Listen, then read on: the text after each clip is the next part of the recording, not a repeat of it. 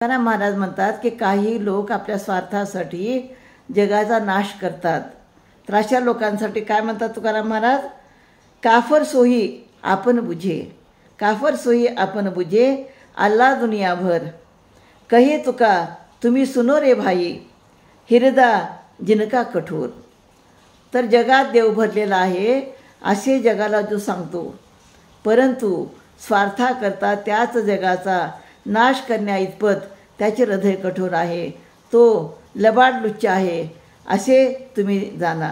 म्हणजे खरं जर पाहिलं तर जगामध्ये देव भरलेला आहे असं आपण सांगतो, पण आपल्या स्वार्थाकरता म्हणजे गरज नसताना झाडं तोडणे किंवा इतर लोकांना त्रास देणे, पशुपक्ष्यांना प्राणी देणे त्रास देणे, तर असा जो लबाड लुच्चा जो माणूस आहे, तर अशा लबाड लुच्चा माणूस त्याचं हृदय कसं असतं?